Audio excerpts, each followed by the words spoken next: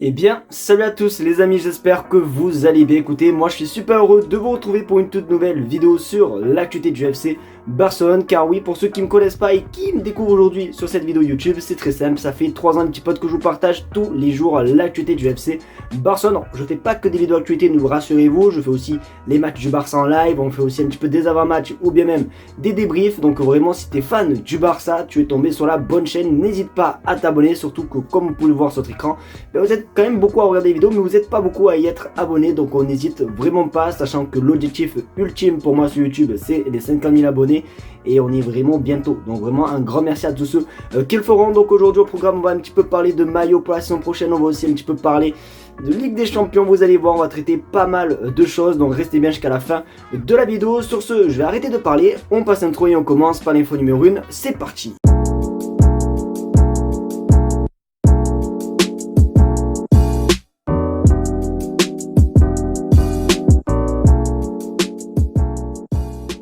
C'est désormais confirmé, voire même un petit peu officiel. Vous le savez, quasiment tous les maillots pour la saison prochaine ont clairement leak. Je vous les montre sur votre écran. Voilà, on peut voir le maillot domicile, extérieur ou bien même le maillot third. Et du coup, ça a été confirmé par rapport à un des maillots. C'est le maillot domicile et on aurait le visuel quasiment officiel de ce que va être le maillot domicile. Alors, c'est un petit peu différent de ce que je vous ai montré il y a quelques secondes.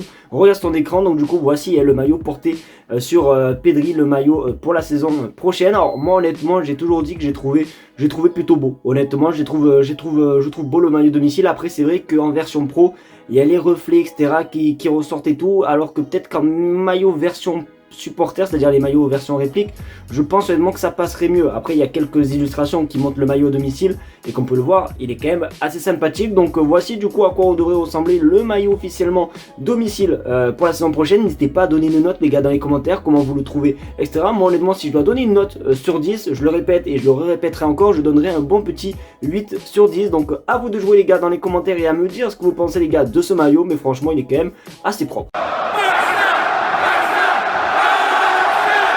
On va parler Ligue des Champions, vous le savez les amis, forcément le Barça s'est qualifié directement en 8ème, mais on ne connaît pas encore tout simplement nos adversaires pour les 8ème de finale. Il y a eu des matchs hier qui sont joués en barrage pour en savoir un petit peu, il y en a aussi encore également ce soir, il y a notamment le match Brest-PSG qui nous intéresse plutôt pas mal, puisque le vainqueur de cette rencontre sera quasiment peut-être un de nos adversaires. Bon, il n'y a pas de suspense puisqu'on sait ça va être le PSG qui va se qualifier quoi, mais du coup, on regarde sur votre écran officiel, Barcelone affrontera soit le PSG, soit Benfica en 8ème de finale de la Ligue des Champions. Et Dieu sait que j'ai un gros nez, donc je sens simplement le Paris Saint-Germain arriver. Après honnêtement, que ce soit le PSG ou Benfica, je m'en fous complètement, parce que si on veut vraiment gagner cette Ligue des Champions, il faut affronter tout le monde, presque, voilà, il faut gagner les amis, donc peu importe que ce soit même le Real Madrid, Manchester City, bon bref, on s'en fout, il faut tout gagner. En plus, si c'est contre le PSG, forcément il y a une petite part de revanche, puisque la saison dernière, on s'était affronté en quart de finale de Ligue des Champions, et c'est vrai que ça devait bien se passer, mais ça s'est super mal terminé. Je vous rappelle, le match aller, on avait gagné 3-2 avec notamment un magnifique Rafinha, les gars, c'était juste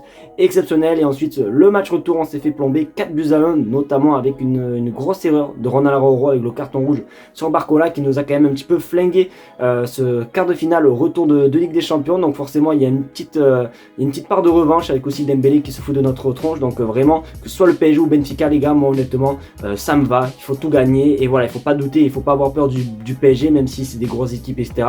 Voilà, si on veut gagner, il faut battre tout le monde. Donc il n'y a pas de souci sur ça. N'hésitez pas à me dire quelle équipe à votre avis on va se choper pour ces 8ème de finale de Ligue des Champions.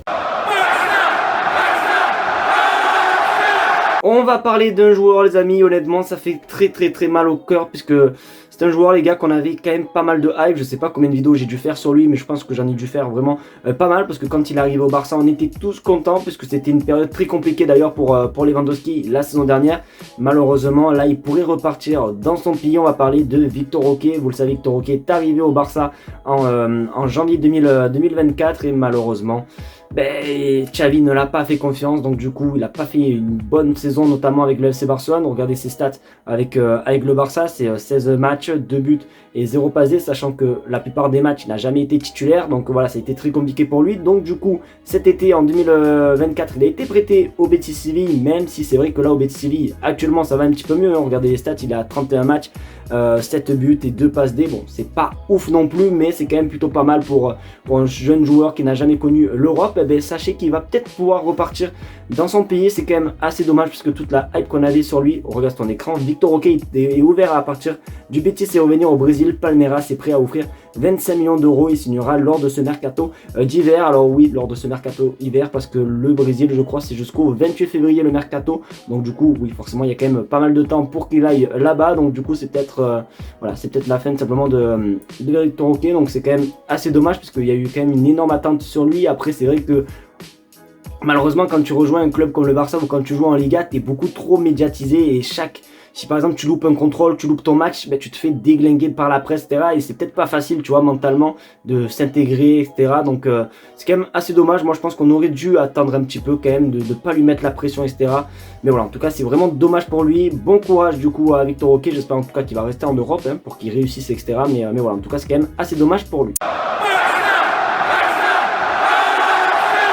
Non mais les gars, vraiment tuez-moi, vraiment prenez-moi, poussez-moi par la fenêtre. J'ai envie de pleurer quand on a une mauvaise nouvelle concernant un petit peu les finances du club et aussi pour un petit peu parler du mercato estival. Vous le savez, ça fait 56 ans ouais, qu'on entend parler de la règle du 1-1. En janvier, c'était soi-disant officiel, sauf que là maintenant, on apprend que c'est plus le cas. Bref, j'en ai marre de cette histoire de la règle du 1-1. Pour expliquer pour ceux qui ne savent pas, la règle du 1-1, c'est une règle qui permet simplement des bénéfices des ventes que tu fais, peu importe que ce soit des maillots, etc. Tu peux les utiliser pour le marché des transferts, sauf que malheureusement, regardez ce qu'il dit aujourd'hui, il n'est pas garanti que le Barcelone entre sur le marché des transferts cet été selon la règle du 1-1 fair play financier. Et il y a encore des problèmes avec ça, c'est vraiment une dinguerie. Quand je vous dis que ça fait depuis plus de 1 an qu'on attend d'avoir cette règle, etc. pour recruter sans qu'on ait des problèmes, etc. Et là, dites-vous que un an, on est encore 1 an après, on est toujours encore dans cette merde, etc.